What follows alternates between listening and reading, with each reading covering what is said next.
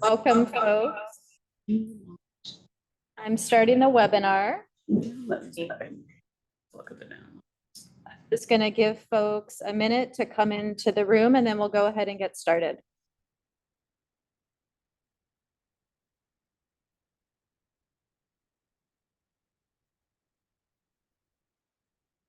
The hard way. Yeah. Okay, welcome everyone. This is the Government Transition Advisory Committee.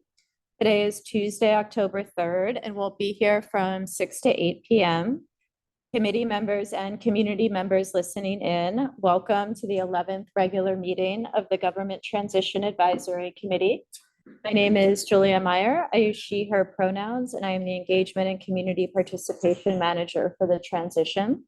Our co-chairs, Jose and Leah, will facilitate tonight's meeting.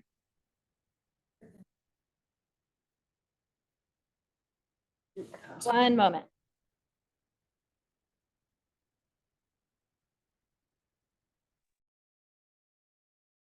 Okay, I'll just record.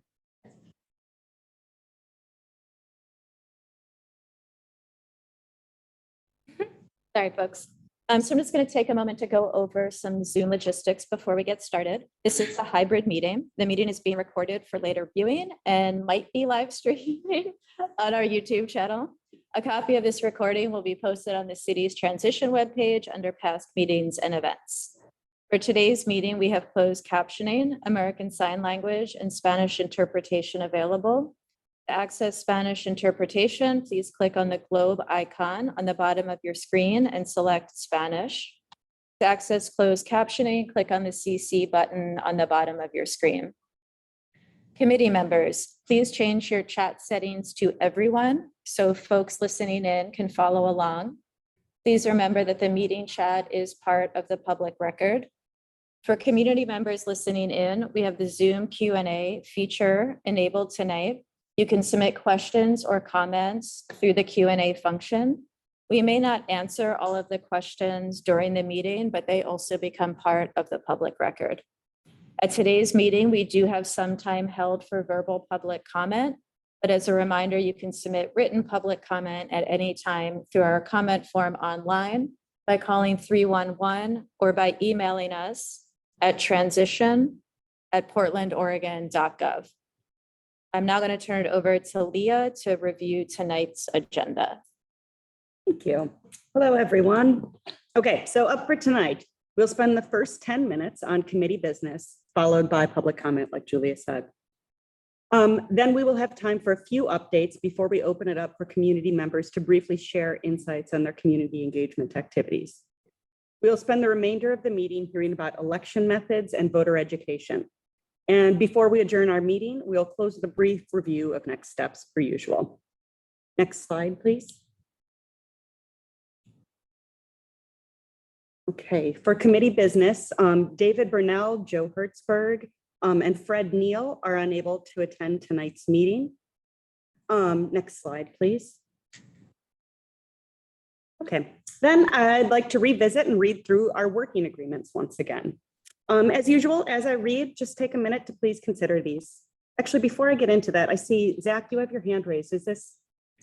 Question about our schedule, actually, or like the agenda? Yeah. Rather, because I recall, it might have been last meeting, we actually had public comment not near the front of the agenda. And I'm wondering if we were just like, as part of like, adjustments because of who we had invited, or if that was kind of like we're just playing around with it, because I want to make sure if we're, I'm going out requesting people to provide public comment to us, I can give them some confidence that they're going to be presenting before 6:30, or if that agenda might be shifted. I don't know if there's a response to that or an answer, but I don't have an answer to that. I don't recall that being a conversation in terms of setting up the agenda last time. So I'm not sure if Julia or June, you have feedback on if it'll be at a stable place. You're asking me about the one meeting I missed. yeah, right. you. So I don't know where it was, but Our practice has generally been right after we get through the committee business, so it is a known time and that community members don't have to wait around for items. Yeah, I just would ask, I guess, to have that continue to be our best practice, if we can at all cost avoid it. Thanks. Thank you. All right, back to the working agreements then. Going to read through those now. Okay, in our working agreements, they state as follows. 1, in discussions, challenge ideas rather than individuals. Offer constructive suggestions. 2, approach different opinions with curiosity, seek to understand. 3, keep the needs and concerns of the local community and the larger region at the forefront of the work. 4, arrive on time and prepared to the best of your ability. Let the group know if you are unable to attend a meeting. The co-chairs will aim to incorporate tools for breathers. I always read this and think, we need to do more of that. So noted. 5, keep multitasking to a minimum. 6, keep focus on the objectives of the meetings. Utilize co-chairs to note additional topics for discussion by submitting topics in writing via email. Next slide, please. Great. 7, honor the decisions of the group. 8, contribute to the overall success of the group by finding ways to participate that best meet your needs. 9, step up, step back. Collectively work to ensure that every member who wants to be heard is heard. 10, embrace conflict and work with your fellow committee members and staff to find ways to give each other feedback. The co-chairs will aim to incorporate various feedback tools. And finally, 11, use I statements. And with that, I'm going to pass it back to Julia to introduce public comment. Thank you. So we do have some time held for public comment. Folks are able to sign up ahead of time. We didn't have anyone signed up ahead of time. So as is our normal practice, we were just going to pause for a minute and see if there's anyone in attendance who would like to give verbal public comment. If you do, and you're on Zoom, you can just raise your virtual hand and we can promote you into the room. And I'm just going to wait for a few seconds to give folks a minute to consider that.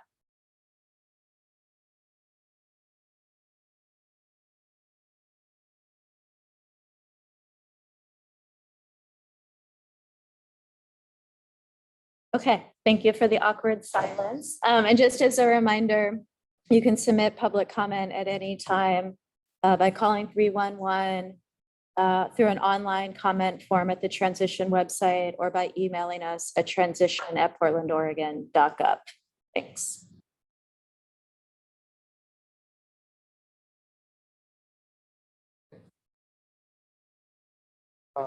Next slide, please.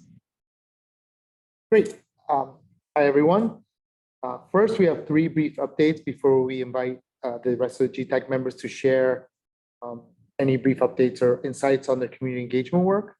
First, we're going to hear an update from the work plan work group. Then we'll hear an update from the city organization work. And then I'd like to bring up an item related to facilitating a public forum. Please keep each update to 2 minutes. Let's start with the work plan work group team. And Mavi, you have an update for us? Yes, good evening, I do. So real quick, the work plan work group has met twice. We met on September 27th and also on the 29th. The agendas and videos are on the event website and on the transition website. We will have one final meeting before we advance a final work plan draft to you all for consideration for our October 17th meeting. We are aiming to get to you the work plan draft in advance of the meeting on October 10th. And we are drafting the work plan based on the items from Mike Jordan's letter to the committee dated May 4th and the City Council Mayor's letter to GTAC dated August 24th. You can expect the work plan to include major scope areas, associated tasks, deliverable deadlines, and other important dates to the government transition. Thank you. And thank you, Mavi, and the whole work plan work group for the work you're doing on this. Next, we're going to hear about the city organization work. June? That's me. Hi, everyone. I'm June Reyes, she, her pronouns. I work on the transition team. And we wanted to share a few updates on the draft city organization chart.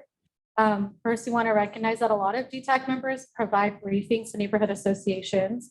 And in the last meeting, GTAC voted to write a letter of support to extend the public comment period to the end of October. And so a few updates for you are the deadline for input on the draft has been extended to October 5th at midnight. And this provides more time for community members to submit comments while at the same time maintaining our timeline for a first reading at City Council on October 19th. We've also heard GTAC members share concerns from their community outreach, and particularly from neighborhood associations about Portland solutions and the future of the Civic Life office within the org chart. And in response, Civic Life invited neighborhood associations to join the mayor's office, as well as that office, the Civic Life office, for a conversation about Portland solutions and the future of Civic Life yesterday evening. And so that recording is already up on the website if any folks want to watch that. And so we're going to continue to collect public comments to inform Chief Administrative Officer Mike Jordan's submission of the city org proposal to council. And so any comments after October 5th are going to be directed towards City Council, who will be the ultimate decision makers on the final organization structure. That's all I have. Thanks, June. Okay, next, Lee and I, as your co-chairs, wanted to hear your thoughts on a recent opportunity we received. Actually, Zach received. Zach received an invitation from Nancy Champlin of Southeast Uplift for GTAC to co-moderate two hybrid public forums on October 5th and 14th. And that will be hosted by the district coalition offices. The public forums will include a short presentation by city leaders and then curated and audience questions regarding the new organizational chart before the adoption by council on October 19th. The reason we're bringing this up is because this role is different than our regular community education events. So we didn't feel comfortable simply accepting the invitation. We need to decide if GTAC should take on the role of co-moderating events like these for consideration in the future if other events should come up. Some things that we threw around, some things to think about. Co-moderating may imply that GTAC's alignment with the neighborhood is aligned with the neighborhood's concerns. So we don't want to seem like we're taking one to the other, want to remain neutral. That may not necessarily reflect our inclusive engagement objectives that we laid out before. And our GTAC bylaws do permit participation, but we do want to get the group consensus on what you guys think about this before we accept a role such as this. So does anyone have any comments or anything they would like to say regarding this? Or I'll just add, this is Zach Curl.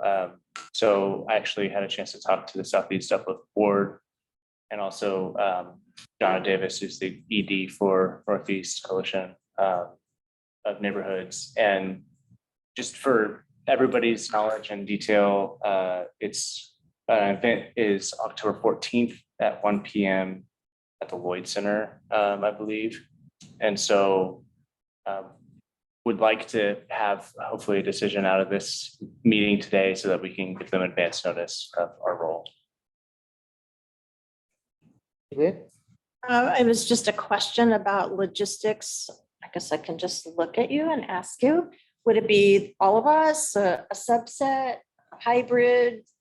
They've asked for two GTAC members, and they've specifically asked for Jose and Juanita. But I think they were open, given schedules and potential conflicts, of having other GTAC members step in. But I think two individuals in a moderating role. And so who would be, I'm thinking about, any outreach collateral, who would be preparing that? And it seems like you could just state on there that it's, not does not indicate a position by GTAC, but we're merely facilitating or hosting or whatever the word for it is. And that's an excellent point, but I will remind everyone that on our media guidelines, it says that even when we say that we're not taking a side, people will Think think that. we are. Terry and then Jane. Terry? Yeah, I just say, I think it sounds like a great idea. I think it's a great opportunity for engagement. And I don't see it counter to our anything.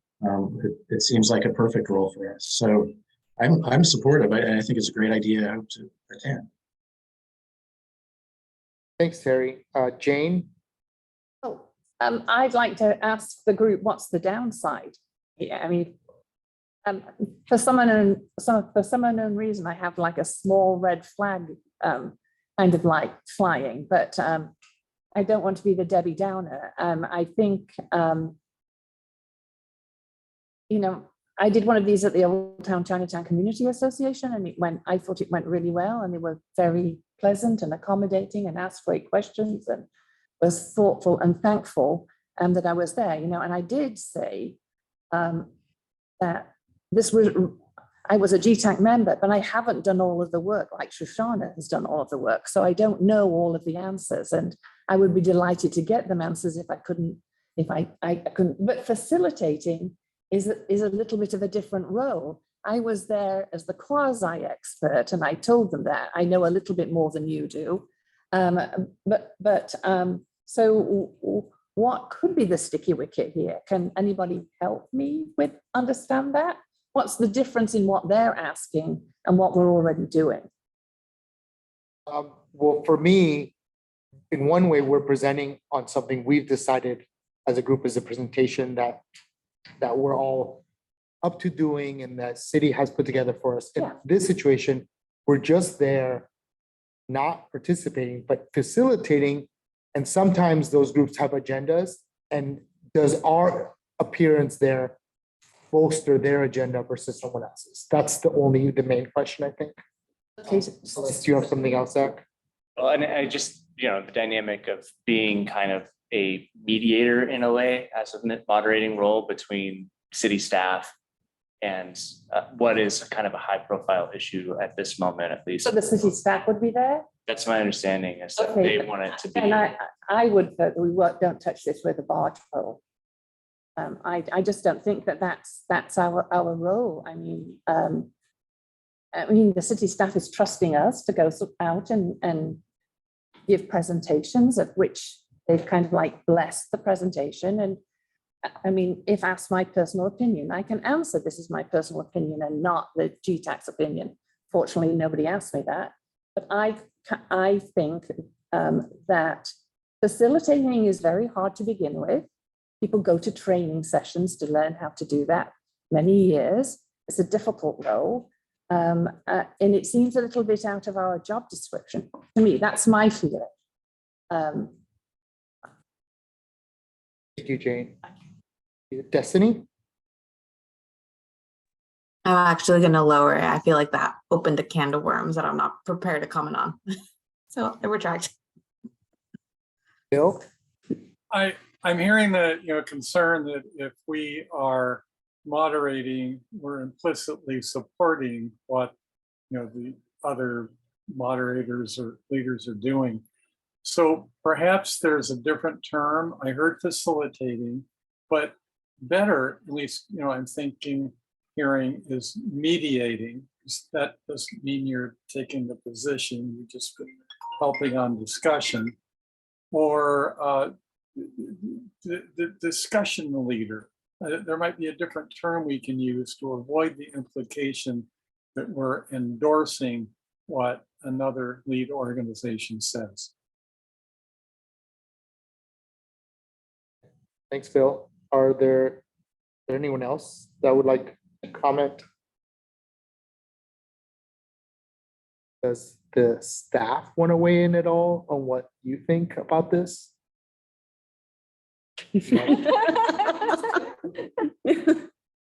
Oh, Destiny?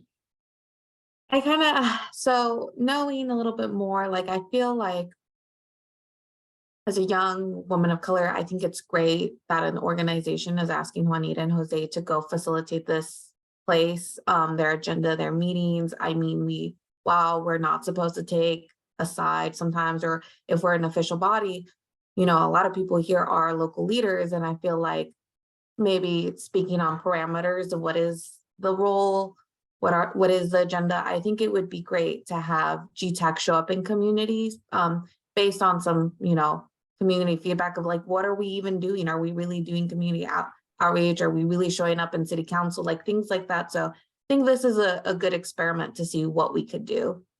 And I think it's an opportunity that shouldn't lightly be missed. Yeah. Thank you. I feel some hesitation around it. Nothing that I want to stand in the way of people doing it. My hesitation comes from, it is a different role that we've been being asked to fill. And it's my thought that if we say yes to these groups, we have to say yes to every other potential group that comes up, that asks us to come forward and moderate anything for them. And I'm not sure that we're prepared to do that in terms of capacity as a committee. And like, I think that's actually the consideration for me, is this isn't a one and done thing. Anytime any group, regardless of if we agree with them or not, or, you know, whatever it may be, asks us to do something, we need to say yes, I think, or else we are showing, we're not being neutral in it. So my concern lies there, and that it steps outside of things a little bit with it. That said, I don't want to stand in the way of things. If everyone else is like, this seems like a great opportunity and it's something that I want to use this group for, I support that.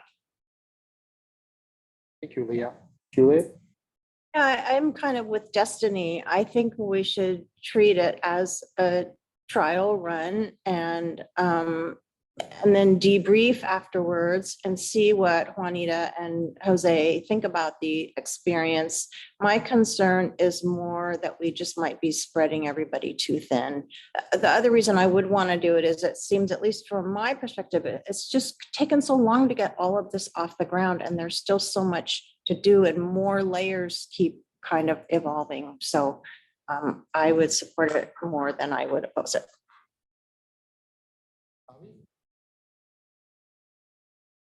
So I might just be repeating what everybody has been saying, but I understand both sides in terms of yes and no. I will say, though, it is an opportunity for us to be in front of the community, which is something that we have all said collectively is that we want to do.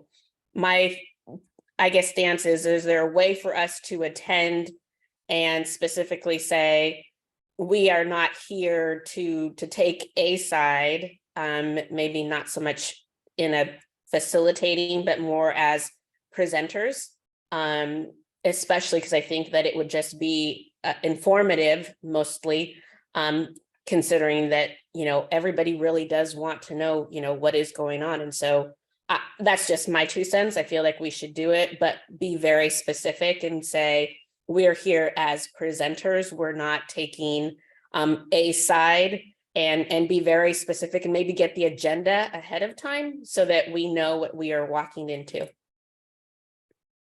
Thanks, Bobby. And I will say, from someone who's done some of these, and I know Leah has worked with other groups to be a presenter, the amount of time it takes to be involved in one of this can vary greatly, and it can mean lots of meetings beforehand, it can mean lots of preparations, or it's just you presenting to a neighborhood association. It might be just you overlooking your presentation, you know, the first time maybe longer, the second, third, fourth, fifth time less and less. So it really varies. So the bandwidth comment you made, Julie, is right on point, and everyone has to see their own bandwidth before accepting something like this. So what I'm going to ask is that we just vote to see which way you're leaning, and have it be not just accept all of them, but accept them if we are able. Like, if there are people that can do it, then we'll try to do it. You know, we can't just, like Leah said, we can't take this one and then say no to everyone else from now on. We have to consider all of them at least. So if people think that, yes, we should consider them from here going forward, do you have a question, or is that a vote? No, it's one clarifying question. Go ahead. So my understanding of the brief of what we are to do as GTAC members is to present information, all of the information regarding the work that the city has done. We are presenters. So in this particular role, who's doing the presenting? So this is Zach. My understanding is that, so I have not gotten clarification from John about how it's settled out. You know, their original design is to have city staff present. Okay, and so they're looking for somebody just to sort of to introduce the city staff and take questions and all of those kinds of deals. Okay, so that sounds more benign than I initially thought. But by the same token, it's not the brief. The brief is to free up city staff so that we can go and give and reach more presentations. But again, if Juanita and Jose want to go to do that and as part of their outreach, because it also says that we can do other things, just make a note of who you're going to see and going to talk to. I'll back off that and say it's cool, but I do want us to remember what our brief is, which is to share information, and information to community organization is often better and gentler from other community members like ourselves. So again, remember the brief. Thank you, Jane. And I do agree, and that's part of the big reason we wanted to bring it forth in front of you guys, because this did feel out of what we were tasked to do originally. Juanita? Oh, you're so muted. Okay, yeah, I just want to share the comment that I made to the group before when I was informed about the invitation. I believe that in general, the role of the GTAC is to do community engagement.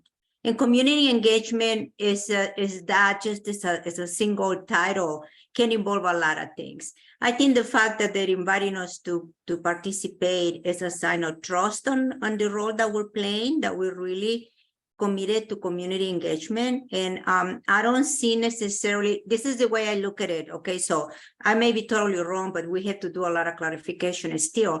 But to me, it's basically being there as a role of community engagement. We're not there to take sides. We're not there to say who's right or who's wrong. We're just there. We are the GTAC. We have the responsibility for community engagement, and we want to thank everybody for the invitation to be there. That's it. But again, as Jose said before, I totally agree that it's a decision that the full group needs to agree with, because it's something that we haven't done before. And so that's basically it. So whatever you guys decide, we will do. Thank you, Juanita. Okay, any other comments before I go to the vote? Do we want to do roll call, just hands? Oh, Destiny? I just want to, I think, chime off of what Juanita was saying, is that I feel like a lot of community engagement right now, the way I'm seeing it in our group, is that we're going to the spaces we're used to and know. And this is opening up a channel of community, reaching a hand out and being like, hey, we're interested. We would like you to show up and communicate with us. And so it might be also a further discussion of like, is this an opening of an equity lens of like, we're no longer just serving people we know individually, but that the community knows of us, our body as well, and want access to that other than just a public comment at 6 p.m. right on a weekday. Thanks, Destiny. Okay. Actually, we're just gonna do hands because we don't need to do roll call because this is official, not official recommendation. So if you agree that we should consider these things and do them if we're available, please raise your Zoom hand and then we will count the Zoom hands.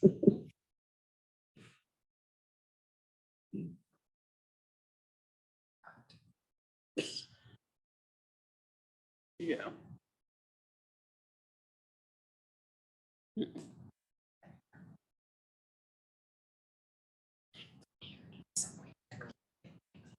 think that's a yes. I abstained. Okay, so it passes, so we will consider them. So if we get any of those kinds of requests, they'll go to the people, the appropriate people. Sometimes those requests come for very specific members of GTAC. Sometimes they just want the co-chairs. Sometimes they just want someone on the team. So you guys will hear about it when we receive those. Okay. Yes, Before we pass it on. go ahead. Okay. Are we done with this portion? I think so. Okay, yeah. we actually have a little bit of extra time, which is exciting, you all. A rarity. But speaking of community engagement, one thing that we talked about wanting to get on the agenda more was people reporting back, just some quick stories. We don't have time for anyone to give a 5-minute presentation, but if anyone wants to take just a minute to share about some engagement that they've done in the past couple of weeks to month, if they've gotten any specific feedback that they want to share, just had a positive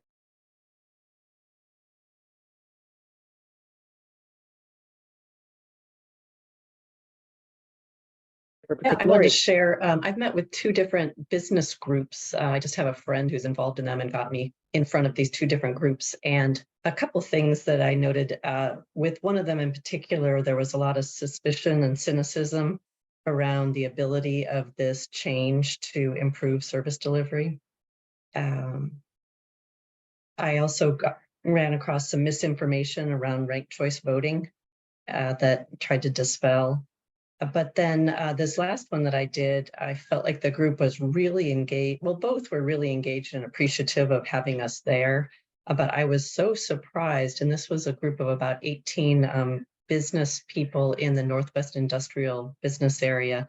I was so surprised at their lack of knowledge around anything to do with the charter amendment. And so it was just a lot of education, like basic education. So it made me feel really good to be out there to be able to provide that information because they were interested and excited and wanted to figure out how they could continue to stay engaged. So I felt like we were really providing a good service there. Thank you, Lori. Zach, are you wanting to share? Yeah, so I, as obviously got kind of sucked into the district coalition offices this past week and had several presentations and conversations with them and some neighborhood associations. I think that there's a couple things that I want to share. There's still, even after our meeting presentation yesterday, still a lot of uncertainty and a desire to reduce the ambiguity of, what the role of district coalition offices are going to be in Portland Solutions, understanding that it's now shifting. There's a lot of comments about why is under the mayor, and now that's kind of been erased by the announced changes. But I think that's really important. There's also a lot of concern about some of the changes in code coming forward. I did not have full understanding of what specific codes under the kind of like hierarchy, but one of the codes obviously is 3.96, which is the Office of Neighborhood Involvement kind of code. And it has some specifics that took 5 years of engagement before that was actually passed. And so the fear and trepidation about the amount of code changes happening is that it's going to be significantly less time. And then the last piece is with the changes, the forthcoming changes of moving from 7 to 4 district coalition offices, really being aggressive and early and often and engaging with the community and district coalition offices about the RFP and like understanding what the parameters are of what's being asked for the role and that kind of thing.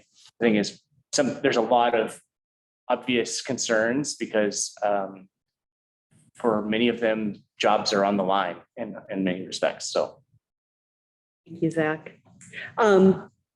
Juliet and Jane, we've eaten up our free time for now. I'm going to put you down for next time to be able to share. And if there's time at the end of the meeting, perhaps we could come back to you too. Okay, thank you. Okay, Jose, I'll pass it back your way. Thank you. Okay, we can get the slides back, please. And I think the next section we're on is election methods. And for this section, Sophia Operas Castro and James Eccles will provide a brief background on election methods. I'll pronounce Eccles correctly. As the city of Portland will host its first election using the new geographic districts and ranked choice voting in November 2024. So I'll just turn it over to Sophia. Thanks, Jose. Hi, everyone. Good to see you all. Sophia Alvarez Castro, Institute Democracy Manager with the transition team. It's good to see you all again. So as I mentioned, we thought it'd be good to give you a quick overview of the new election methods before we kind of dive deep into voter education. So we can go on to the next slide. So as you all may know, currently city commissioners are elected at large, meaning citywide, and Portlanders can vote and elect candidates anywhere from the city. So starting in the November 2024, we're moving to multi-member based elections. So Portlanders will have 4 geographic districts with 3 members elected to represent each of those districts. Districts are geographic areas smaller than the city, and only voters within those geographic districts can vote for the representatives in their district. So the Independent District Commission, the independent community body who was tasked with preparing the district plan, adopted its official district plan for the city of Portland in late August of this year. So as you can see on the screen, District 1 is the most eastern district. District 2 is that northern district, yellowish tan color. District 3 is the inner southeast district, and District 4 is the most western district. So per the charter mandates, all districts will be running in the November 2024 election. The mayor and councilors from District 1 and 2 will be elected for 4 years. And then the auditor and councilors from District 3 and 4 will be elected for 2 years. So currently on the City of Portland Maps website, there's a district lookup feature that you can look up to see what district you're in if you're unclear. So that's with districts. So now I'll pass it off to Could you Jake. repeat the 4-year, 2-year piece? Yes, so the councilors in District 1 and 2, along with the mayor, will be elected for 4 years. And then the auditor and councilors from District 3 and 4 will be elected for 2 years. Thank you. But only this one time. Yes, right, starting just this election, yeah. Please talk about the more fun stuff. Question before you move on. I just got a question from my neighbors about how those decisions were made, the 2 versus the 4. Yeah, so the district commission ended in August. So they gave some recommendations about a final report, and so that actually it's on the website, but we haven't published it. We'll be publishing it next week lively, but the charter commission put out recommendations that the districts with the lowest voter turnout be accompanying the presidential elections. And so that's why 1 and 2. And so the district commission wanted to follow their intent. Thank you. Yeah. Good. Okay. If you want to jump to the next slide, please. So good evening. My name is James Eccles. I work in the auditor's office. I'm an elections analyst and the public education lead. I work directly for the elections office. I'll talk to you a bit about the ranked choice voting. I'm going to discuss it sort of in 2 tiers. Sort of the tier that we intend to talk to the public about, and then the tier which is just sort of the simple, straightforward voter experience. And then the tier a bit deeper that we won't normally talk to the public about directly, but the information is certainly available. And you all, I think, want a little bit more information, so I'll try to talk to it. And that's the mechanics of tabulation. I'm not going to dive deep into it because I know you don't want me doing math problems up here, but we can at least touch on that. So the first tier is just the voter experience. Voter experience, as you've probably heard, you can see a sample ballot up on the screen. This is what what it's going to look like as of now for what the voter will see.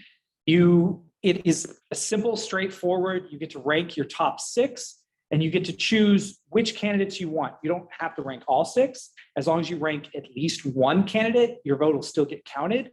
But we certainly recommend ranking up to 6 because there's lots of advantages to making sure that your vote doesn't get eliminated and that you have as much of an involvement in the election as possible. You will be able to rank one vote in a column and one vote in a row. So that's one candidate per rank. It's important that you don't do that, although you can fill out your ballot any way you'd like. We want to make, in this tier, we're really pushing it to the voters that as simple as this is, we still want you to be able to get the intent that you have across to us as the election administrators. So you don't want to do what we call an overvote, which is demonstrated here in that second picture of ranking candidate A and B. You know, no matter how much you like candidate A and B, you don't want to rank them both as rank one because our system will ignore that entirely. We can't tell what the intention of the voter is, so we just skip it, we throw it out, and we go, your first rank would actually be candidate C in that example. The next thing that we want to talk about with voter intent is skipped rankings. And that's that next image. And that's essentially if you just rank, you only want to rank 3, which is fine. But you choose that you kind of like candidate A, candidate C is all right, but you really dislike candidate B. So you're going to throw them at the end to make them the 5th rank or the 6th rank. Unfortunately, when we were trying to decide this in the code and how we would write it, we decided we couldn't really tell voter intention from this. So we decided to just go with one decision. And the way we address this is we sort of compress it. We skip the skipped ranks. And in this example, candidate A would still be your first ranking, but candidate C would now be your 2nd ranking, and candidate B would now be your 3rd ranking. So if your intention in this as a voter was that you really hated candidate C or B, so you ranked them last, what you're actually doing is ranking them as 3rd and then leaving the rest blank. And then not shown as an image here, but similar to sort of an overvote is what we call repeat rankings. And that's if you like candidate A so much that you rank them as your 1st, 2nd, and 3rd choice. You are in love with this candidate. Unfortunately, you can only vote for them once. So we do in that situation, take your vote. You would rate candidate A as number 1, but your 2nd and 3rd rank would be thrown out, and whatever you rank in 4th, 5th, and 6th would be elevated up to your 2nd, 3rd, and 4th. So these are decisions that were made when we were writing the election code. We had to make some sort of decision about attempting to guess on voter intention and to make sure that's all the same. Our job now is to try to educate the voters as much as possible so they know these are the rules that are in place. They're not going to change. So you can fill out your ballot however you want, but if you want your intention to come across to us, this is what you should be doing. The other part of that tier is just, there's really no difference in this. The only way you can tell that this is a single winner ballot versus a multi-winner ballot is because it says mayor up at the top. It will look exactly the same for if it says counselor district 1, counselor district 2. So that experience from the voter's perspective is just as simple, just as easy. You just pick your top 6, your favorite 6 candidates, put in the rankings, and you walk away. You don't have to think any more about it from that perspective. Now, the mechanics that happens behind the scene obviously is a little bit different with multi-winner than single winner. But what we're doing in voter education is sort of indicating you fill out the ballot in the same no matter which office that you're actually talking about. So now I'll talk a little bit about the mechanics of tabulation. Question, maybe I missed it. When you do overvotes, like 2 rank 1, or let's say you have 2 that were 3rd, and you said it doesn't read that vote, what about all the other ones on that vote? They'll get counted as long as the other votes are legitimate. So like in our example, you're ranked 3 through 6. You did that correctly. That's all right. That all gets ranked. And then kind of in this case, it also has a skipped ranking in rank 2. It kind of looks like what the voter probably did was they accidentally shifted one over. That would, in this example, that would get compressed up. So your rank 3 would be rank 2 and so forth. So we try to capture as much of the voter intention as possible, as many correctly marked portions of the ballot as possible. The only thing that would get thrown out is the overvote. That those 2 votes or those 2 selections, the 2 rankings on candidate A and B would not count in any way. Will it get compressed all the way down to position 1? So yeah, so it counts it as it essentially looks at it skips the whole thing and it goes to your next one. Like when it does the first round of voting. The first round of voting, especially in single winner, really looks largely like a normal contest. We take all of the first rankings and you do your first round based on that. If we get a winner, we're good. So in that, we need a first ranking so it goes through. So as long as you have something that is legitimately counts as what we see as the first ranking, then it gets shifted up. So it skips it and it just doesn't count that. And then your first ranking would be the next one we can read. Yes, okay, great. Any good? Okay. Just one question. When you say we read it this way, does the computer read it this way? The Yes, when we tabulate, it'll be done by a computer program. I don't really want to get too much into this, but obviously we can do hand counting. So it like we is the election officials. However that is done, it is normally done and nominally done by RC Tab, which is the software that we have that counts that system, the software that the county has. Okay. All right. Yeah, is that? Yes, that sounds, I mean, I had that question, you know, how much is it costing to reprogram to run the computer programming in order to be able to do this complexity, and how can we believe, following the sagas that went on during the last election regarding computer reading of votes, how can we trust that? So that was the question. So I'm also putting that worm in your ear a little bit to say that that's a big piece. People are frightened because things are changing. They're bright. They'll work this piece out much easier than we think. The big trust piece is the harder part. Yeah. So we have to talk a little bit. I feel I have to talk a little bit about the computer systems and how this works and what if it goes wrong. And now you've got to count 6 votes from everybody. Is it going to extend the county period? So there are those other things other than where you put your blue ink. Yeah, so there's a lot there. There is. I get, well, the first thing I'll say is the cost is an easy answer for me because it doesn't cost the city anything. The city doesn't pay for that form of the election. The county does. Absolutely. So it's in deep shit right now in every. And fortunately for me, I would direct any questions related to the cost of recreating that software or getting certified to the county, and that's something that they would have to answer. There's certainly costs involved, but it's not anything beyond the standard. Software is certified, software is updated. And they're using the same clear ballot. They're not changing their vendor, so it's not this massive. Okay. But I don't want to talk any more about that. That's something the county would have to. We digress. I also have a question from Amy. Yeah, thanks. I'm just wondering if you're going to be able to give us a walkthrough of a typical commissioner ballot. I don't see it in the slides coming ahead, and I'm just hoping that before we move on to voter education, we can make sure that all of us really truly understand the questions that we're going to be answering from the public about, say, a typical commissioner race when multiple candidates are being selected from the ranked choice voting. Yeah.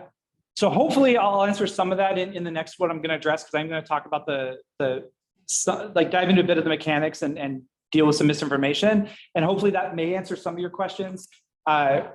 We also will talk later about our plan to address some of that. And we absolutely have a platform that we use that is able to simulate walking through that through a multi-winner ranked choice election using the exact same algorithm that we will eventually use to decide the election. And so that can be a great tool, and I'm happy to direct you to that resource later. It's a public tool that we'll refine for our own uses, but you can use it now just to kind of see, like visually, see the data and see what's happening with the votes. And I especially found that really helpful. So hopefully, if this doesn't answer, I can direct you to that at the end, and then anything further.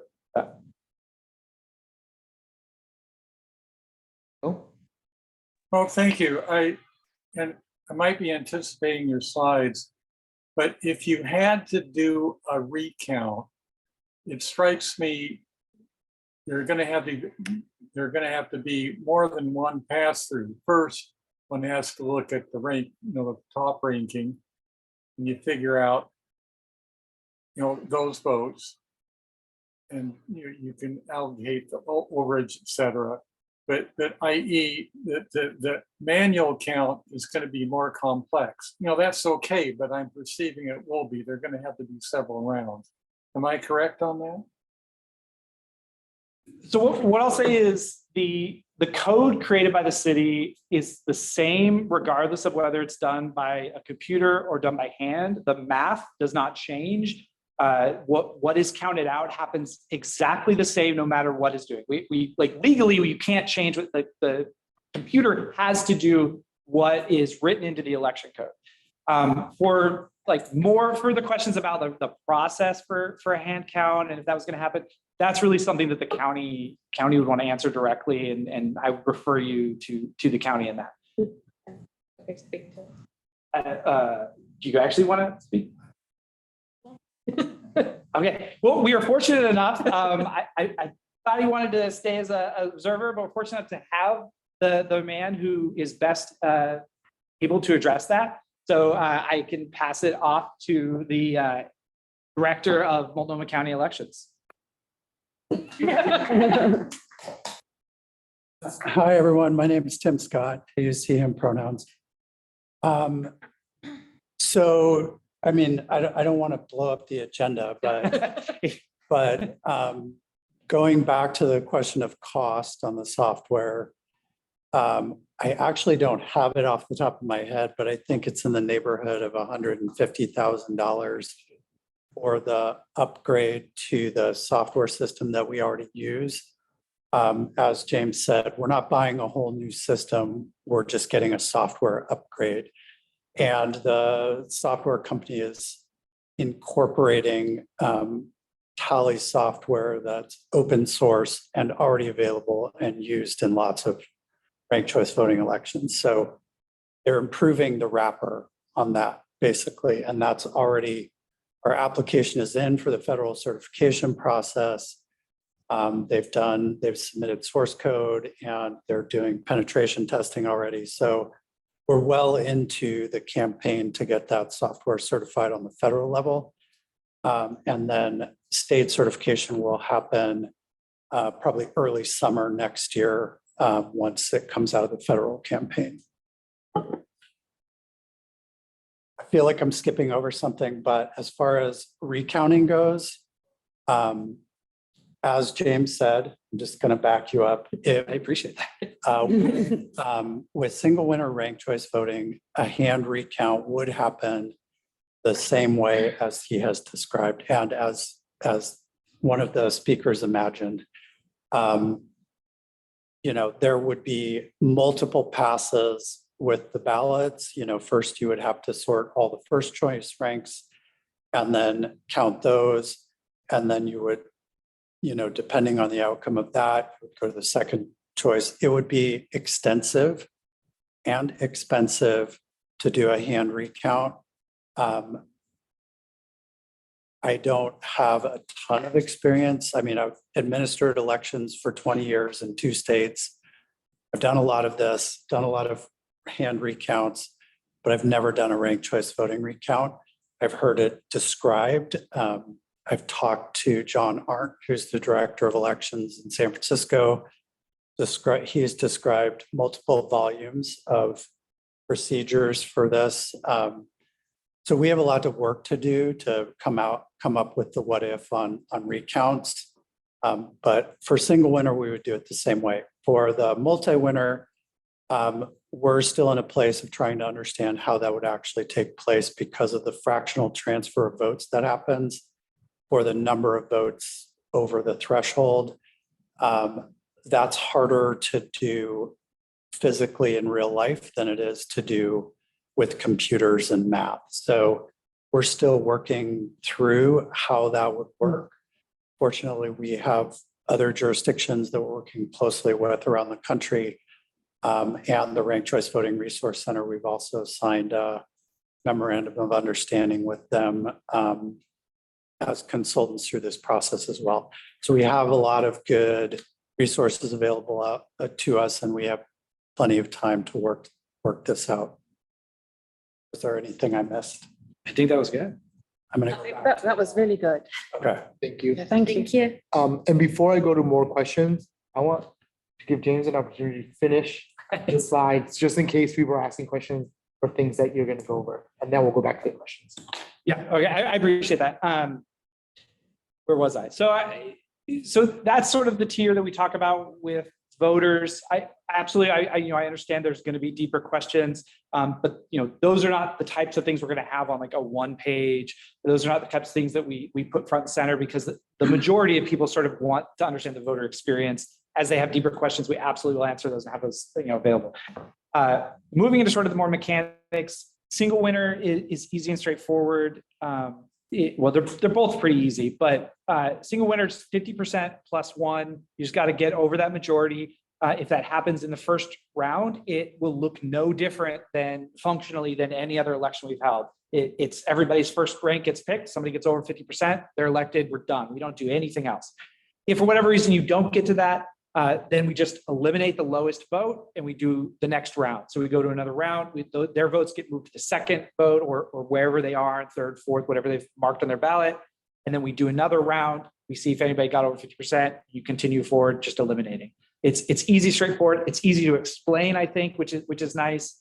But then there's multi-winner in the candidates. And I think that's where you wanted to get a little more into that and better understand that.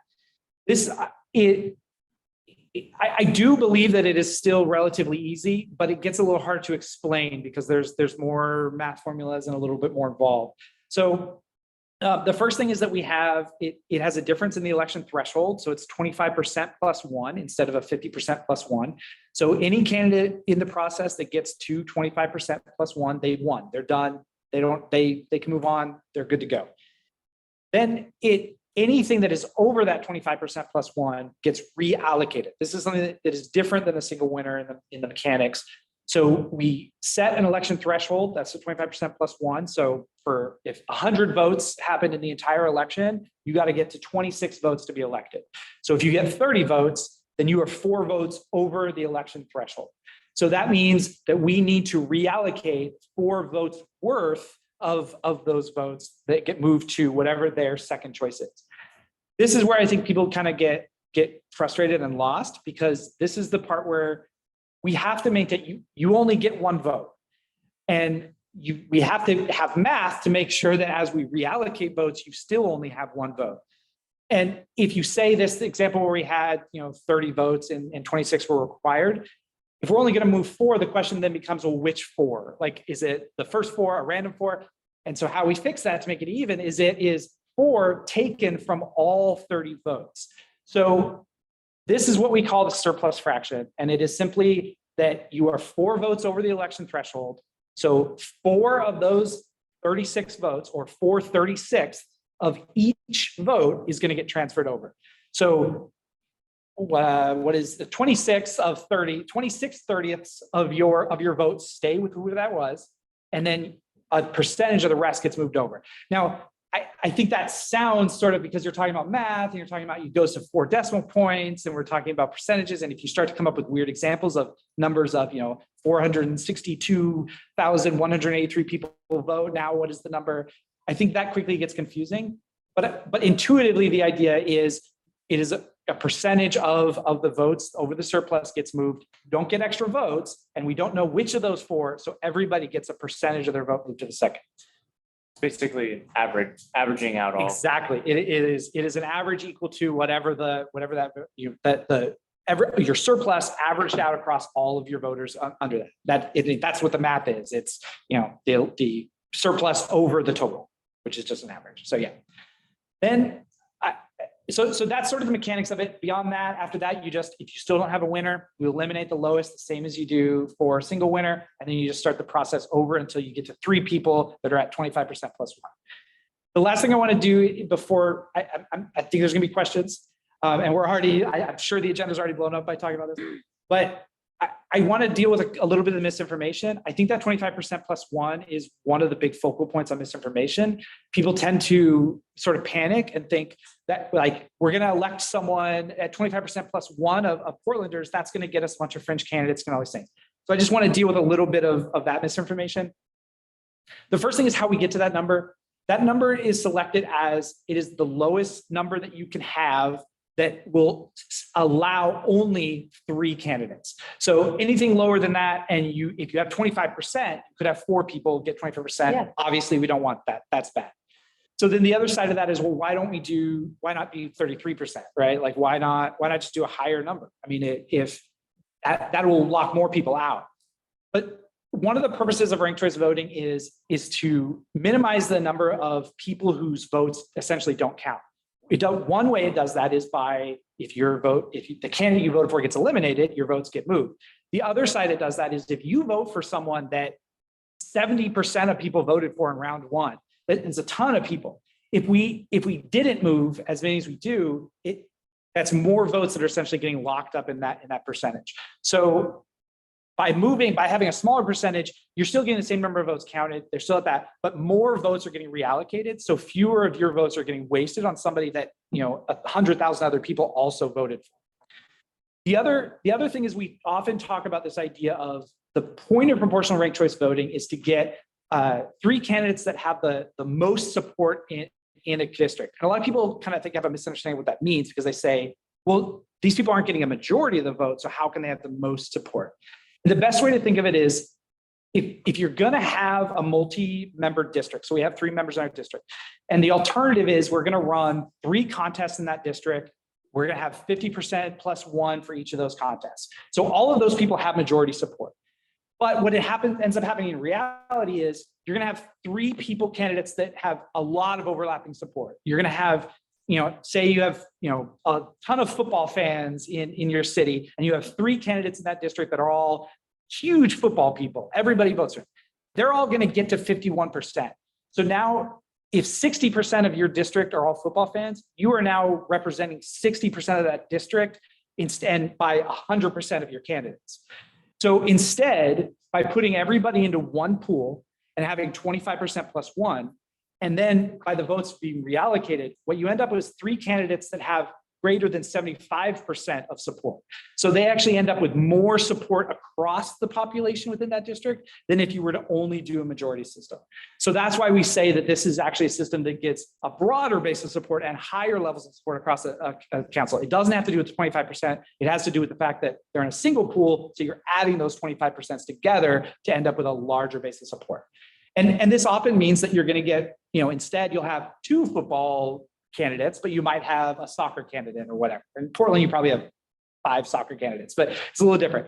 But that helps you get to that proportion so that those other people are represented, but you still get it. So that I think is people get very upset about that 25% plus 1. And I think that helps better understand why it's used and why it exists and why it's not as, it still equals a broad set of support. The one last thing I'll talk about before I'll shift it back. Sorry, I know I'm getting the signal to get off the stage. The other thing that people don't consider is we no longer have a primary. So if you really break down the numbers, if you were to go back and look at 2022 or 2024 or 2020, excuse me, and you look at that in the primary,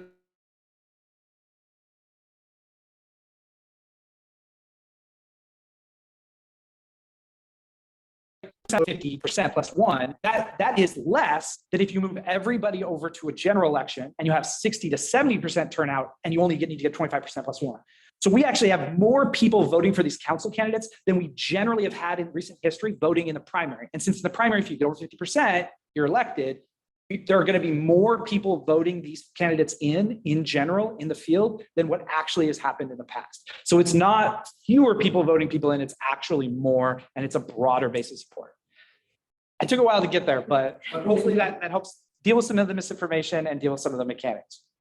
Thank you, James. Actually, I thought that was a really good overview and covered a lot of questions I always get about ranked choice voting, so I appreciate it. I see questions, but we're about 10 minutes over in this section. Do save your questions though, because we're gonna have questions and answers at the end. So we'll spend the rest of the meeting talking about voter education campaigns and how to educate Portland voters on the ranked choice voting and on district-based elections, and then we'll have questions. So we'll probably have time to hit the questions you have now. I just don't want to do them now and take away from the future. So now I'm gonna pass it off to Sophia to introduce the voter education. Yeah, and I'm going to take a second to invite some of our other voter education partners to sit along the table with us. But yeah, thanks for that overview, James. So the city's really committed to developing a really robust, nonpartisan, multilingual, and accessible voter education campaign. So to frame our voter education, we thought it'd be great for you all to hear directly from the partners that are working on voter education and opportunity to hear from them directly. We're all working collaboratively and leading different components of voter education. So part of our partnership, it includes folks on the petition team, the auditor's office, Multnomah County, and then our partners from the Hard to Reach voter contract.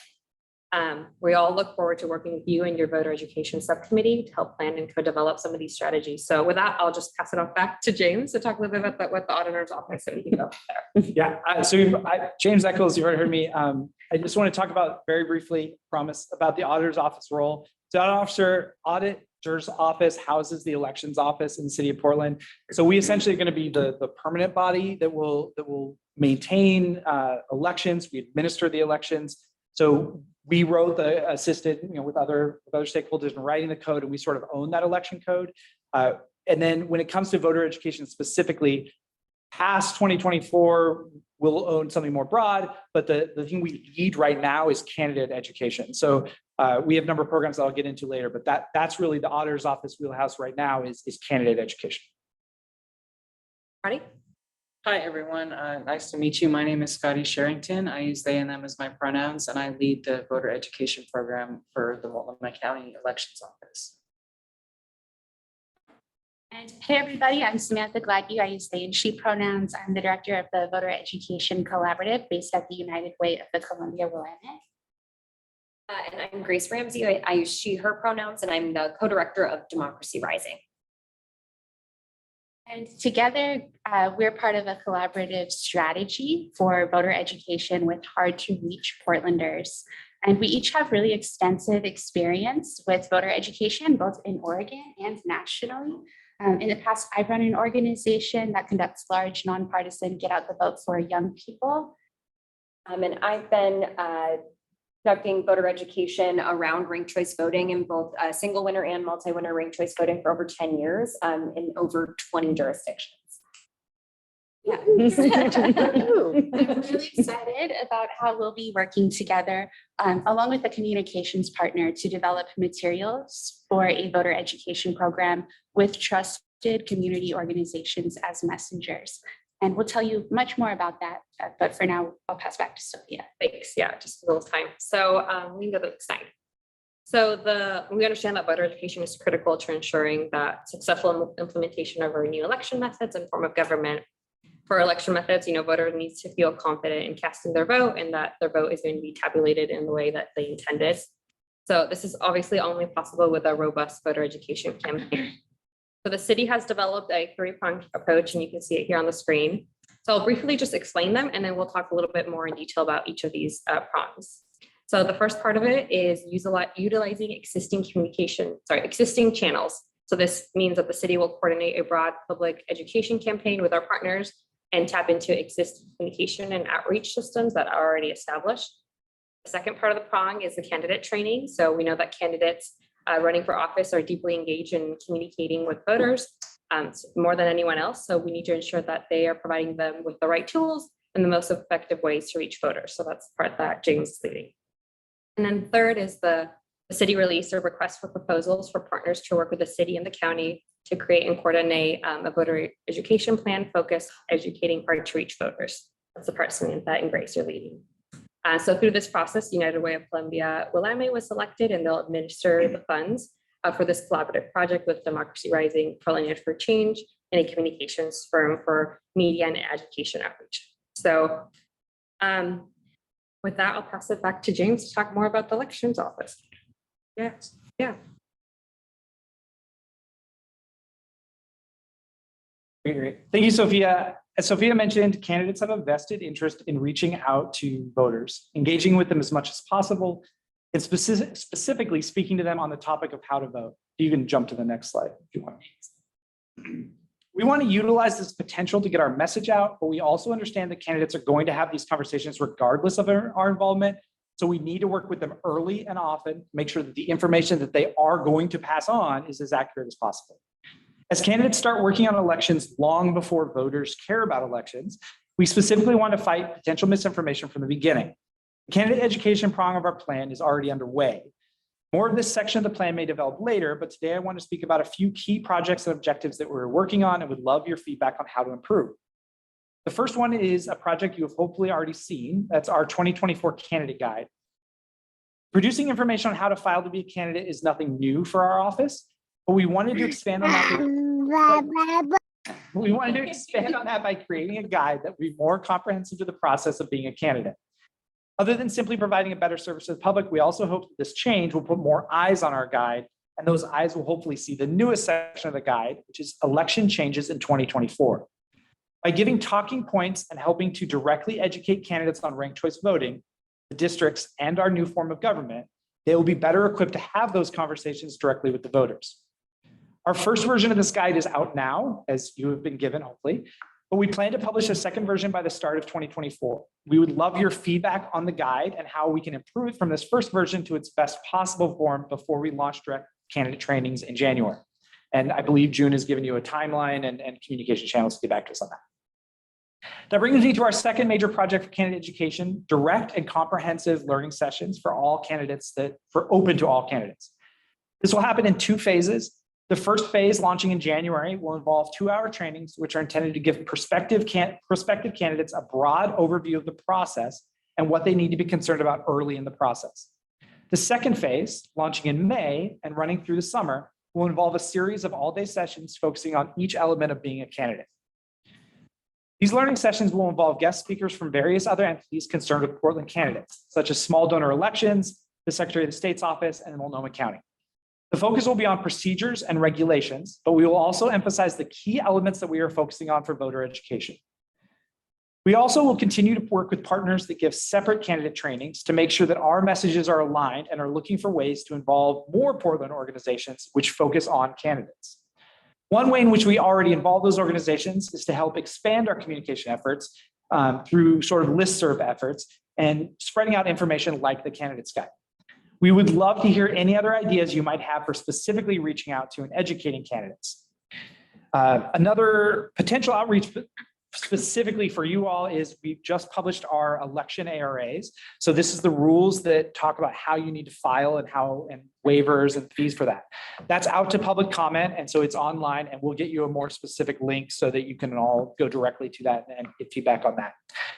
And then we plan to engage more directly with the voter education subcommittee on outreach and events and doing sort of training the trainer events so that everybody's on the same page and talking about the same stuff. I'll now pass things to Samantha Gladue with Portland United for Change and the project manager on our voter education contract to speak about our efforts focused on hard to reach voters. Awesome. So on the next slide, you'll see here, like as Sophia described, our work is focused on educating hard to reach Portlanders about the new voting districts and the election system. This is a collaborative effort with United Way of the Columbia Willamette, Portland United for Change, Democracy Rising, and a communications partner. And we're focusing on these priority populations that are on the slide. So those are named in the city's RFP for this contract. And these are Portlanders who are Black, Indigenous, API, Latino immigrants and refugees, seniors, disabled, minority language, housing insecure, residents of neighborhoods with turnout below city average. There are 3 main components of our strategy. The first is nonpartisan voter education materials with unified messaging. We'll also do coalition outreach and subgrants and a paid media strategy. And I will pass to Grace to say more about messaging. Sure, yeah. So a best practice from across the country is to make sure that as voters are getting this message several times before election day, that it's unified and it's cohesive and they're getting the same message over and over again so that it's stickier. So we're going to work with the city, with the county and partners as well to develop nonpartisan voter education materials that are accessible and educational for all Portlanders. And then we will be distributing those materials in a number of different ways. We want to be really attentive to the different ways that different communities access their information. And to do that, we will work with partners on the ground who are in communities and really have their finger on the pulse so that we know exactly what is going to be most efficient. So we will send out an RFP for those organizations and they will receive subgrants to do that work in their communities. And then finally, we will also work with paid media with emphasis on culturally specific media to place ads where the Portlanders that we're trying to reach will see them and are most likely to see them. So expanding on the coalition outreach and subgrant strategy, that will include an RFP process, which will launch in early 2024 with a selection committee comprised of our collaborative and city staff, and MOUs that will specify the outcomes and requirements for nonpartisan voter education to be separate from any candidate work that an education partner might do. Absolutely. I mean, training is a massive part of what we're planning to do with organizations, right? One, to make sure that we're super clear on the divide between 501c3 and 501c4 activities, and that there's no confusion, kind of a really, really clear distinction between the two, but also making sure that we're hosting training so that they're really comfortable with the voter education materials that we're creating. So that's not just, how to give that basic explanation, but also best practices for how to talk about these things, frequent questions that they're going to get, and kind of the appropriate answers for those based on whoever they're working with in that situation. So really making sure that there's consistency throughout, that we are giving correct information, regardless of the language, regardless of the situation, what we're doing for our education. And I wanted to keep our part very short and sweet so that we can have robust discussion and time for questions. So that's all that we have prepared. So if we didn't cover something you want to know, please ask. But I'll pass it to Sophia to talk more specifically about the GTAC involvement in voter education. Yeah, so we can go to the next slide. So the last leg of this three-pronged approach is tapping into existing communications and outreach channels. So this is the part of the strategy where we really need GTAC's help and want to be able to co-develop this strategy with you all. But what we're thinking of potential activities, you can see some on the screen, but having a elections website or landing page, having a mock election platform, sharing our communication materials and educational materials on our social media platforms, having materials placed in community centers, libraries, joining tabling, community events, neighborhood association or business association meetings, and giving educational briefings or hosting community town halls or forums. So this is a really the strategy, again, that we really want to be able to co-develop with you all. And to kind of wrap us up, the next slide. Here on the screen, you can see kind of some of the different ways that we'd love GTAC's involvement in voter education. So like I said, helping co-develop that last strategy that I touched on, reviewing materials, staffing events, helping share our different materials, recommending approaches for candidate training, giving advice and updates from the election code. So really to wrap us up, we wanted to highlight some other ways that you all could help support on the ongoing voter education strategy and budget. So to wrap us up, I'm gonna pass it off to Deborah Scroggin, our elections and special project manager, to share a few last remarks. Deborah, you're on the line, I think. I am, I'm here, hello. Hi, everyone. My name is Deborah Scroggin, longtime GTAC video watcher, first time guest speaker. Thanks for having me. So yeah, I oversee the city elections process and in particular are part of the electoral transformation in 2024, but also everything else we do on a day-to-day basis in elections. And just speaking about long-term voter education, as you all probably know, it is required in the charter that we do periodic voter education. What that looks like, how it's resourced, where it's resourced exactly, with what types of staff and contracts. We will really like to engage you all on and the subcommittee on how to ask council for that so that we can be successful, yes, in 24, but in 26 and 28, et cetera. So we are developing those, but we also want to make sure to involve you in the midst of all of that.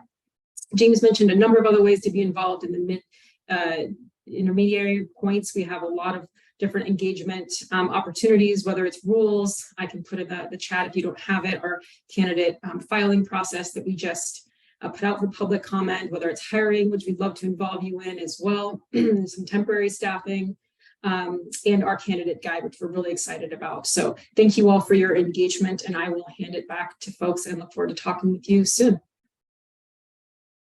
Thanks, I think that wraps up our presentation. Okay, thank you. So I guess, now we have time for questions. So anyone who had questions before, please feel free to raise your hand again. And we will take questions now. Zach? I have a lot of questions, but I'll keep them one at a time and see if we have opposite. So James, thank you for your presentation. That was really articulate, and I wish I was able to articulate as well as you did the ranked choice voting when we go out in our community. So if you have like talking points that you want to share with us, that would be phenomenal, actually, would be really, really helpful. Anyway, so you were talking about the candidate training. So this is a question about the candidate trainings in January, in like the summertime frame. I missed, is that a voluntary or mandatory training for filed candidates? Yeah, so well, first let me say I'm only articulate because I talk about this over and over and over and over and over again. We know. So it'll get there. And more often than not, I will say things that sound horribly stupid. So don't worry. So those trainings, yes, the city, let me say this. The elections office and the auditor's office, there are no mandatory candidate trainings. I'm probably what you're thinking of, the small donor elections program. If you're going to participate in the program, they have a mandatory training. That's not something we do. We encourage training, absolutely, but they won't be mandatory. I wish I had that kind of power, but I do not. So hopefully we'll make it as open as possible. We're going to do a lot of things to incentivize people to come. We're looking at options of providing lunch for the kind of holiday sessions, providing childcare, providing interpretive services, like whatever we can do to remove as many barriers as possible, but we can't actually make it mandatory for them. So, And will it be recorded or absolutely for well future accessibility opportunities? So I say absolutely, but there will be a recording available. Our intention is to have at least one live event recorded, but we also understand candidate sessions can be a little touchy because sometimes candidates don't necessarily want to be recorded in their involvement. So that's why we'll both have live sessions and we'll have online sessions where if you don't feel as comfortable showing up to a live event, but you're like, yeah, I'll tune into Zoom to learn about this or whatever, that's an option that's available. And then we will have at least one recording that will be available on our website so that people that don't attend can get that information. But yeah, just because of the nature of candidates and how they feel about that situation, not everything will be recorded, but yeah. Right. Amy? Thank you. This presentation is excellent. And because I have so many questions, I am curious if perhaps we might be able to dive deeper into some of this in that voter education subcommittee and perhaps have some of these guests back to inundate them with questions more in like a focus setting just around this, because I think we could spend a couple hours just on some of these questions to prepare our team for the education that we need to do.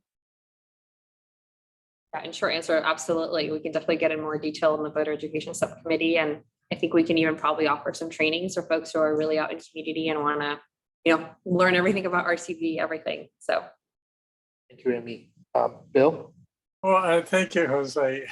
Allow me to ask a ranked choice voting question. James, in your hypothetical where a candidate needed 26 votes and got 30, so there's a 4/30 overage.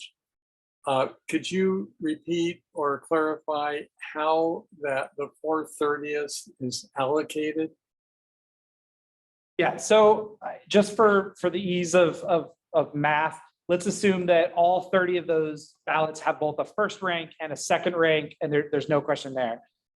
So in that case, we look at the first ranks and the hypothetical candidate has 30 votes and the threshold is 26. So we have a surplus fraction equation essentially that is written into our election code. I think it's the first time I've ever written math formulas into an election code, but it was a fun doing that. But essentially that is, it is, as Nate, is that Zach? I am sorry. Pointed out, it's just an equation to get to an average. So it is the number of votes over the election threshold. So you just end up with 4 divided by 30. Whatever that ends up with, we go to the 4th decimal point. That's just what we've written in a code. So we don't end up, because it can get tricky later on. We don't end up with a massive thing. So we have 4 decimal points. Then you take, so then you're going to all right, now we're going to look at the second vote. Every single second vote for all 30 of those individuals, you will take whatever the percentage is of that over, so 4/30, and you will put that much of their vote into the next one. So in the computer, what this ends up looking like is, say all of those people, their second choices were all for the same candidate, it's candidate B. Then that works out great because you'll have exactly 4 votes that get transferred over. But say that, some number of them were candidate B, some number were candidate C, it'll go by 4/30 of a vote or whatever that decimal percentage goes to will be until you have. So if there are 10 of them, then it's 10 votes times 4/30 gets you to how many votes are actually going to be transferred to that person. Can I offer something, Claire? Yeah. For a voter, one thing that I'd say if I'm talking to them without on the other side of that. So that is a wonderful explanation. It is perfect. No notes. Excellent. For a voter, the way I talk about it is your vote is $1. And if your favorite candidate only needed 90 cents of your dollar to be elected, you get to spend that 10 cents on the next candidate. So that's how it works from the voter perspective of just if they didn't need all of it to be elected because they're so popular, you get to spend a little bit of extra on the next candidate. So there are ways for voters that it's easy and quick to talk about this, and tons of different anecdotes we can use. Yeah. If I can ask a follow-up, okay, if I voted for this candidate that has, 4/30 overage, but I also do have a second choice, am I then casting one vote plus 4/30 of a vote for my second choice? So no, because so to use this dollar like analogy, your vote is getting split now. So you will only ever have one vote, $1 worth of vote, but 90 cents stays with your first candidate, and then 10 cents goes on. And that essentially what's left behind will add up to 26 total votes, because that's what the election threshold is. So it adds a percentages of each person vote till you have 26 votes equaled exactly. Does that make sense? Yeah, thank you, James. So yeah, if I voted for the candidate, that gets the 5% plus one, then one doesn't look at my second, third, and fourth choices because I've already contributed. Yeah, I mean the 4/30, yes, but that's it. Right. That makes sense. Yeah, it will look at the rest of your votes to reallocate the percentage, but only 4/30. Yeah, if that. Yeah. Thank you. Terry? Yeah, this is always great, these explanations. But I wanted to talk or ask a little bit about how voter education efforts, misinformation is going to handle things like campaigns out there saying, vote for one, only one, and that's me. Is that misinformation, or is that a campaign strategy that you have to let go? I'm sort of interested because I'm 90% sure you're going to see that sort of campaigning in very crowded council districts. Either vote for me and only me with a bullet, or vote for me and my friend in any order but nobody else. Is that campaign information or misinformation? So it's a great question. I will first give my answer, and then I'm going to pass it to Grace, who will be able to give a better answer, simply because of our roles. So what we will say is that empirically, you can look at elections that have taken place, and you can see that candidates that perform well, that you need to understand that you're not only going to be people's first choice, you're also going to be people's second, third, fourth, fifth choice. And you can empirically look at the evidence of what that strategy will do, and that you can make the choice based on that. I would not call it misinformation, because a candidate can run a campaign however they want, and as long as they're stating an opinion in vote for me and nobody else. Now, if they were saying if you vote for anyone else, your vote is lost, or something like that, where they were actually stating something that was factually incorrect, that's absolutely where we would want to identify that was said, identify the piece of the misinformation, and put something out that your vote's not lost by voting for somebody else. In fact, in ranked choice voting, if you vote for somebody and they don't win, your vote gets transferred. So your vote doesn't get lost. You get more options for your vote getting transferred. So that's sort of the answer of pointing to empirical evidence and sort of what happens to correct the misinformation. But I'm guessing Grace may have a better answer. It'll be very similar. That is not misinformation. It's very bad strategy, just to put it a little bit plainly. I've certainly seen candidates in other places use this strategy of vote for only me, bullet vote, as in, what I mean by that is rank me for all of these choices.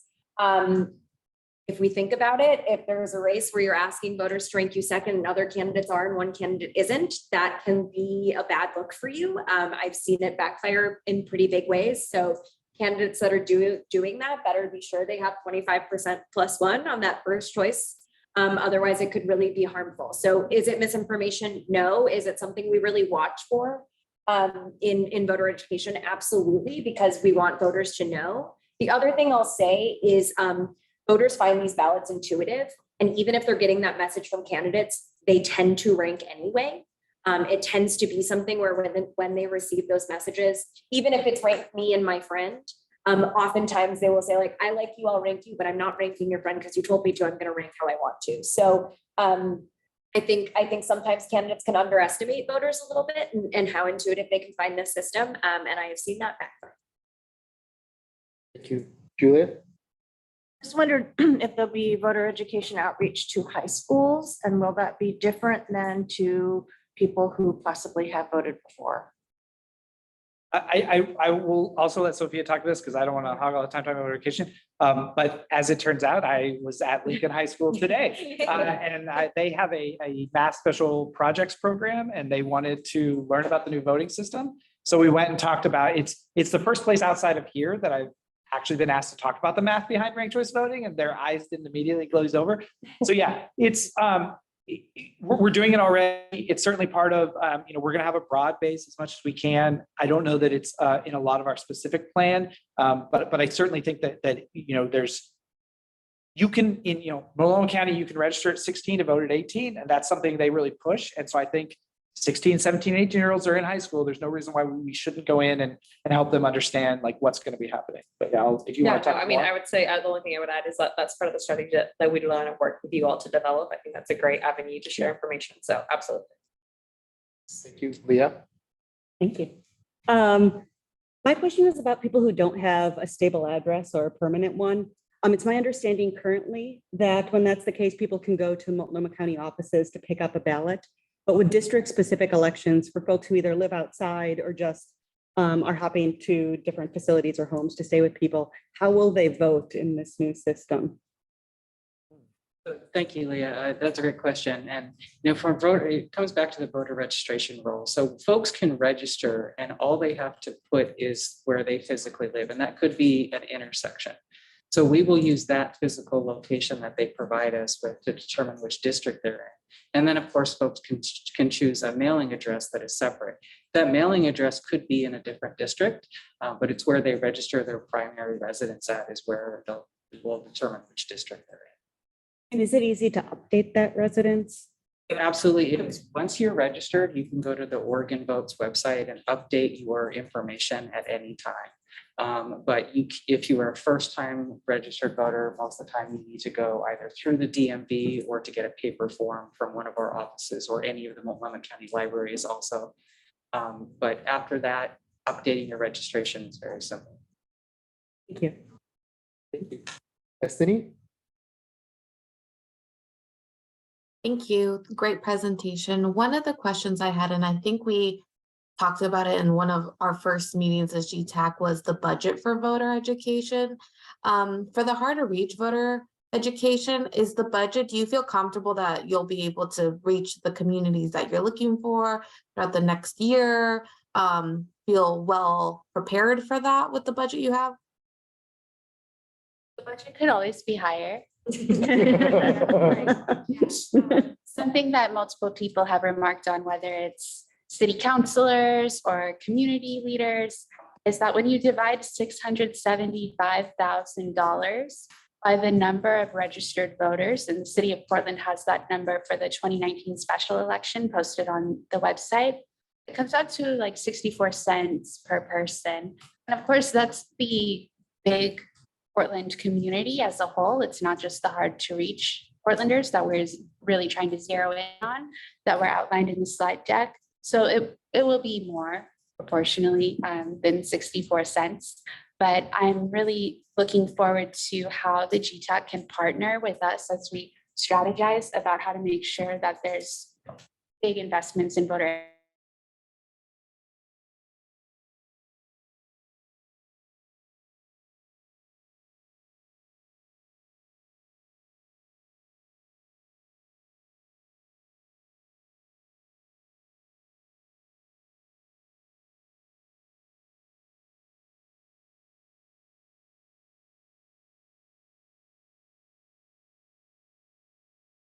My community outreach.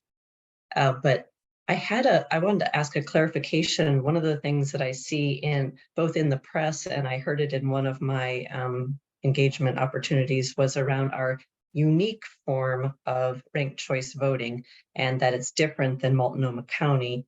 And is it unique on the proportional part, or I guess you call it proportional, or I forget the other term that's used for when we're voting for 3 in one election.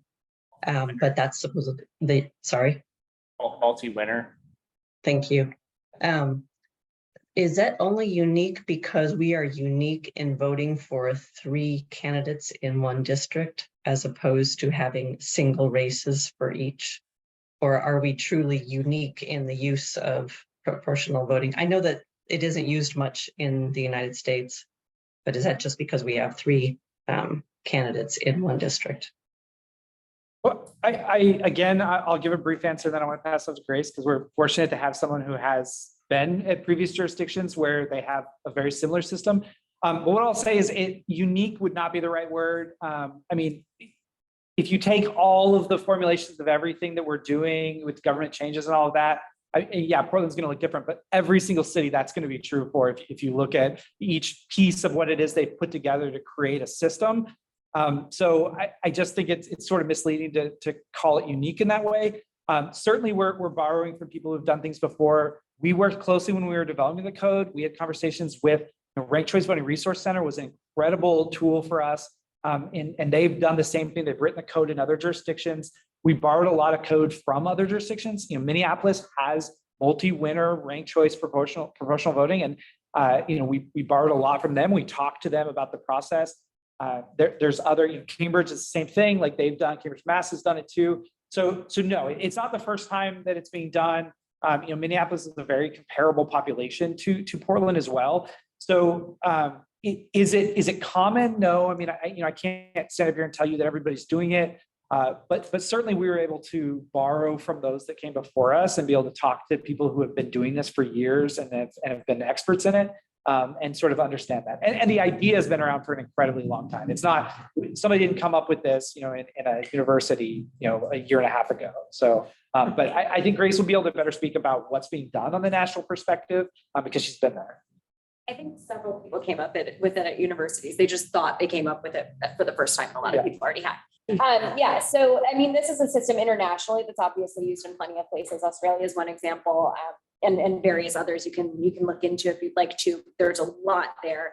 But in the US, yes, I've worked in several jurisdictions where they use the proportional form of ranked choice voting. Multi-winner, it has a lot of different names. I just call it ranked choice voting. I kind of view it all as similar things. Yes, the process on the back end is a little different, but for voters, it's the same thing.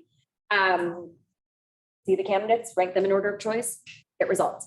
But yes, so Minneapolis was the first city I ever worked in on this issue. So they use the single winner version for their council, but they have at-large seats on their parks board, and they use the proportional version for those. So my first introduction of this was doing it with both single winner and proportional or multi-winner ranked choice voting. Additionally, there's a few other cities that have done this as well. Cambridge is a great example. It's been doing it since the 1940s.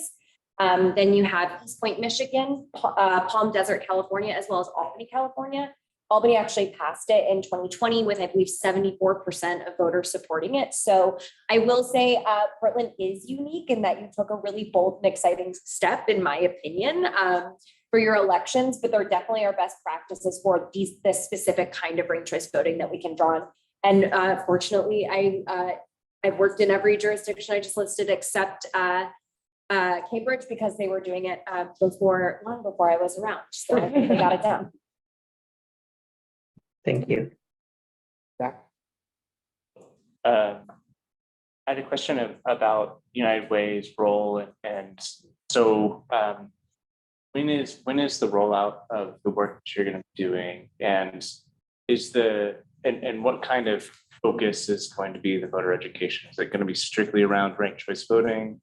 Is there an opportunity for GTAC, for example, to focus its attention, obviously in support of ranked choice voting, but also like what the future form of government is going to be, and like who to reach if you're looking for assistance with whatever, now that we're not going to have a commissioner in charge of both bureaus, the system will change in some respect for like who the default might be to request services or send complaints. So anyway, I'm just curious, like, what's the niche that we can provide, and when is your work underway, and what are you providing? So this is a great kickoff with all of you. So things feels like a little like a party. Party, thank you. And you know, with the RFP process that will kick off in January, you know, there is still another election that won't have any rankings on May, right? So beginning in June, we want to have the community strategy launched with events in place, full coverage, big focus on summer and fall leading up to the election. And we will be focusing on like the 1 to, hey, we've got voting districts and here's how you use your ballot. But of course, many of those conversations will require some of the backstory, like why do we have districts? What does this mean? And we hope that community partners will be able to facilitate with their base, their constituency, the important updates. But yeah, there's a huge valuable role for GTAC with your already created presentation, you know, to add this to it. And I think that together with your subcommittee, we can really strategize to make sure that we have the full city covered to the biggest extent that we can. So thanks for asking that. We're really excited to collaborate. I actually have a question, and it might not be for you guys, but you mentioned backstory, but and I've gotten this question twice. So I know it was because what we passed in the charter, but when you tell people that, that's not an answer they like. Why RCV versus STAR? Why not STAR vote? Well, I mean, at the end of the day, and I think maybe somebody from the transition team can speak to what the Charter Commission spoke about and what they had. I mean, even some of your staff might be better able to answer this than me, but it is, I mean, there are benefits and downsides to any system that you put into place. And in this case, the Charter Commission, they weighed lots of options and they looked at what is being done in places. Star voting, to my understanding, and I'm not an expert on star voting, so I'm going to preface anything by saying that, is not like, you can't go to somewhere like the size of Minneapolis and a jurisdiction that's very relatable to Portland and be like, let's look at what you're doing and learn exactly like the, what you've done and what you haven't done and the missteps. So it'd be a little more like implementing a newer untested system. That said, I think as much as you don't want that answer, it is, this is what the Charter Commission has a duty every 10 years to do a lot of research and to hear feedback. The community was involved in that feedback. So it's not just, the Charter members decided this and put it to the vote to the people. They involve the community every step of the way in presenting to them ideas. They weighed those ideas, they researched those ideas, they listened to experts talk about those ideas. And then I think it went to a vote and had an overall, landslide victory as far as passing. So I think it's a little bit the answer you're not looking for, but I do think there's that also. I think saying it in that way sort of belies the nuance and the work that the Charter Commission put into involving the community in that decision and doing that research. And then I just think that there's not as much there. So. Can I make one quick? So this is I get this frequently in places that I work. And one thing that can be helpful in these conversations is you have inevitability on your side. This is the system we're using now. So it is totally okay if voters like another system or like the old way of doing things, whatever it may be. But we need to make sure they understand what their ballot's going to look like and how to use it. So in that situation, I tend to pivot of saying, totally understand your thoughts. That is completely appropriate. You are entitled to feel however you feel. But I need to make sure you know how to vote November of 2024. And this is how we're going to do it. Yeah, and it's actually very helpful to know that STAR isn't used in cities of the size that we compare it to. I didn't have that information when I got asked those last 2 times, which is why I'm doing it at you, hoping you'd have something like that. Thank you. There was a question in the chat that might be a quick answer. How does the overall voter education budget compare to a typical year? This year's budget compared to a typical year, if someone knows the answer. Well, what I can say is that the county can talk to what they do every year for voter education because they have a system in place. They're the premier in the state for voter education. The city has not done voter education in the past. So prior to the charter having a requirement to hold periodic voter education, we didn't do it. Now, Obviously, if somebody comes to us and asks us, we've had passive information available, we would certainly direct them to where they need to. And we've had candidate education in that we have had, a candidate guide available in some capacity, and we've helped to do outreach about how you can file and things like that. But voter registration hasn't existed. So there hasn't been a budget for it. And this is sort of the first time that it's being done. Does the county have anything to I say? can say that, so we've had our program in place since 2014, and the majority of the budget of our program goes to staffing, which was only one person. So that was only one person for the entire Multnomah County voters, which at the beginning of the program was roughly 350,000 registered voters, and now we're approaching 600,000. So we're up to 2 FTE now, but comparable to what if you look at just the cost of the hard to reach voter contract, that is significant compared to what Multnomah County normally spends on voter education. So I think it's a significant investment to make initially, but it's that ongoing, I think, is why our intention at the county is to work very closely with the city, since we're sharing the same voters now for the first time in education, to make sure that our efforts and our resources are really spent well, and certainly the messaging needs to be collaborative. But I think this is a pretty good investment, but to that point, it does need to be an investment that's made over and over again. This is voting behavior, especially when you're talking about once only every 2 to 4 years that folks are seeing these ballots. It's going to take you a long time to get that habit built up. So that continual investment that's going to be very important on the city side. Amy? How are we proportionally spending the available new budget on the general kind of voter education compared to the hard to reach voters?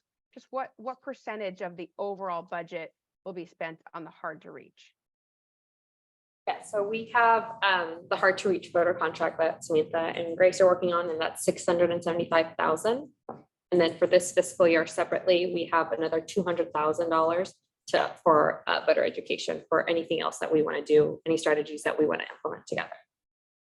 And that's what the city has. Then obviously, like as Scotty pointed out, we overlap a lot of voters. So there's also some amount of money that's being put in from the county that they already have their money that's going to many of the same voters. And then the auditor's office also, like, our budget for candidate education is separate, so we'll be funding that. I don't have an exact number for you, but certainly it's something we could put together and have for you at a voter education subcommittee. Awesome, thank you. I did see another question in the chat from Terry. Terry, did you want to ask your questions? No? Okay. He's good. Okay. Anyone else have any questions? Jane? I'm just going to channel the other Amy who's not here. I think that there's fabulous things to be done here with a media plan. I think that we're going to get some really great media people who will do a lot of work on our behalf if we ask. So I'm excited about that because Amy's not here. I have to say it. She is. Oh, she's been so quiet. Yeah. If we don't have any other questions, I do have a question. I think from the team, I think we wanted to know exactly, and we can discuss this more, how much GTAC wants to be involved, like to what degree in voter education, so that we can really co-develop some of these strategies. So I know you all decided voter education subcommittee, but what are you thinking? What your ideas you might have? Bad question. $5. Yeah. I feel like that's probably a great question to bring to the first meeting of the voter education subcommittee. And I'm pretty sure you have a lot of people that want to be a lot of Yeah. And that's what we want to know, so we can start planning. Yeah. All this. Well, maybe between now and that first meeting, people could start thinking through those answers. And if it would be helpful to you, we could start to collect them. If you email them to co-chairs and Julia, so that we can start to give you more information on how we can be resources. Yeah, and if you have specific things you are looking at that are more time sensitive that you want opinions on, you can send them to us. I will happily give you my opinion and pass it on. So other people can also give their opinion. Not light on opinions. I think what would be helpful to me, and I've signed up for that subcommittee, would be between Scotty and Grace and Samantha, would be to, and within that budget constraint, to be able to kind of like say, here's our sort of like outline, here's our master plan. And here we are short of resources where we think that you might be able to drop in. Because otherwise, if we leave it a little bit too open, we have a tendency to, you know, keep throwing spaghetti at the wall. And so I think that you're also smart, and certainly you have great experience, that you say, in the perfect world, this is the plan, and these are the holes because we don't have enough money or we don't have enough resources. This is something that you might want to do or to help us with. I think that would work for me. Before I go to Juanita, I'll also say, not just things that you want an opinion on, but I think someone asked for like talking points. There are questions that you probably get all the time. We're probably getting those same questions. Yeah, already. So if you find that these talking points are great at tackling that question, just send them to us because we really appreciate it. Dollar example, like that is good to be used, I think, at least 15 questions. Yeah. So yeah. I appreciate that. Juanita? Mute. Muted. Oh, still muted. You're muted. Sorry about that. I always do that. I just want to thank you for the great presentation and to say that I'm really excited to hear all your plan and all of the training that will be provided to the committee, because I think that is going to make it so much easier for the committee to truly, and for the rest of the team to truly participate effectively in the voter education effort. So thank you. Okay.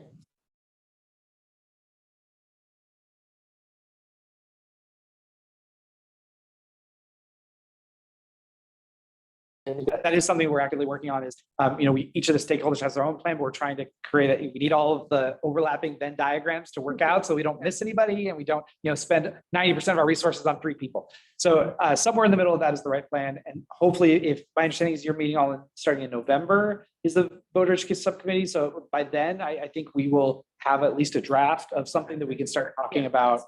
And we want to involve you in that plan too. So it's not going to be a final plan. It's a draft of what we want, and then we can involve you and get your feedback and report. Yeah. Thank you all so much. It's good to see and meet most of you. I'm hopeful that we'll be seeing a lot more of each other. So it's a great presentation. Destiny. Destiny, do you have a I just had question? question, but it's okay. I'll send it via email. We actually have 2 whole minutes. If you want to ask a question. Oh, Destiny, go.